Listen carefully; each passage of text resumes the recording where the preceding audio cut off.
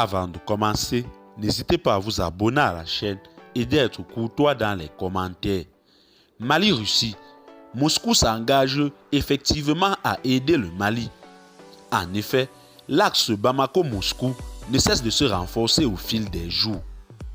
Échange de délégations ministérielles, signature de conventions et surtout renforcement de la coopération militaire, ce sont là, entre autres, les jalons posés ces derniers temps entre le Mali et la Russie. D'autres grands chantiers sont en vue et ils vont sans doute renforcer l'avantage des relations entre les deux pays. C'est pourquoi le président Assimi Goïta et Vladimir Poutine ont eu dernièrement un long entretien téléphonique. Ils ont évoqué de nombreux sujets liant les deux pays.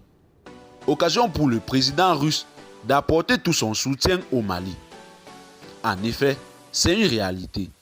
Les liens entre Bamako et Moscou se consolident de jour en jour grâce aux efforts des autorités des deux pays. Récemment, de nombreux ministres maliens, dont celui des Affaires étrangères, de l'économie et des finances, des infrastructures et des transports, et celui des mines, de l'énergie et de l'eau, ont séjourné à Moscou sur invitation du gouvernement russe. Pour sa part, le ministre de la Défense, le colonel Sadio Kamara, a effectué de nombreux déplacements à Moscou dans le cadre du renforcement militaire entre le Mali et la Russie. Mais, de l'avis de nombreux observateurs, la dernière visite du colonel Sadio Kamara marque un tournant dans les relations entre les deux pays.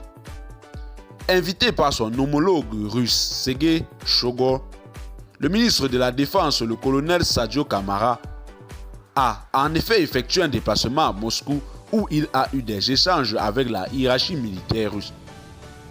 L'équipement de l'armée, la formation, l'intensification des échanges entre les deux pays, ce sont là entre autres les sujets abordés entre les deux parties. Eh bien, chers téléspectateurs, c'est tout pour cette note d'information. Laissez-nous en commentaire vos impressions et à très bientôt pour une nouvelle note d'information.